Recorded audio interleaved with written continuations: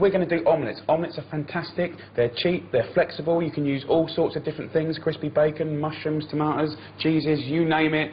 I think omelettes are the kind of thing that don't really get the sort of credit they're due, actually. If they're cooked beautifully, they are incredible. They're cheap. Eggs are one of the best forms of protein. Go free-range organic eggs, you'll be laughing. Personally, I use 3 eggs for a main course omelette. Just crack them in like this, get your egg, crack it on the side, open it up. If for any reason you've got shell in there, use the half of the shell to get the shell out. And if you try with your fingers, you'll be going like this all night and it won't work. So, pinch of salt and pepper. Like that. Some people put milk and cream, I don't at all. I've got a pan, the right size pan, about sort of 7 inches I guess. That's on a medium heat. Whisk up your eggs, just a little bit of oil, extra virgin's obviously a nicer way to go, knob of butter in there, let that start to melt, give it a chivvy about in the pan. You want to coat the bottom of the pan like that. The great thing about omelettes and eggs is if you get the first one wrong, then learn from it, try it again, and just get it perfect. If it's too dark, cook it less. If it's too hard, cook it less. If it's too soft, cook it more. So, just going to turn that down a little bit there. You want it on about a medium heat. Don't rush it, otherwise, if you cook eggs too hard and too fast, you get this kind of horrible sort of crispiness to it, which we don't like. Now, for the first 20 seconds, you can bring in the egg from the sides like this, and where there's a gap there, don't worry, just tilt the pan, and then you can bring it in here, and then you can tilt the pan, just like this, right? And then after about 30 seconds,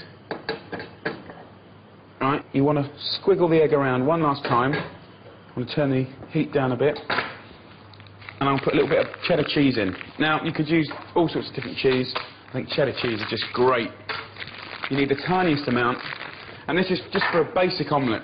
So just grate the cheese over the omelette like this.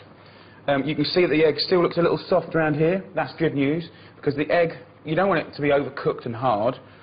You want it to be silky and delicious. But yes, you don't want it raw. So just going to let it just tick over on a low heat now for about 40 seconds. Just as this sort of softness of the eggs just start turning. You can just look at it, you can see it. You can see the egg change colour. Then you get your slice like this. You can just go around the edges. Don't sort of over-touch it, but just go around the edges and dislodge it. Non-stick pans for this, really essential, I think, unless you've got a good old cast iron one. See if you can move the omelette like that. Can you see how that omelette's moving? Right? So in theory, I shouldn't get any grief. So what I do then is I tilt the omelette away, put my spatula into one side like this, get it underneath. I don't want to overcook the omelette, and then just flap it like that. That's all we want. And that is heavenly. You can see you've got a tiny bit of colour there, which is enough. Loads of colour and it's gone hard. And then all I do is just serve it. And in the middle there, you'll have a beautiful omelette. I mean that, you know, as a snack, with a salad, cold meats, just on its own, tiny bit of ketchup, lovely, chopped tomatoes. You can start making your own omelettes up just by frying off, say, mushrooms first, then doing your omelette like that. You could fry off crispy bacon first, and then put the eggs into it. So you can really make so many different things out of an omelette. And I want to show you inside here. What you don't want is just like a load of cooked egg, because it's boring. What you want is that sort of fantastically soft, silky sort of inside. Can you see in there?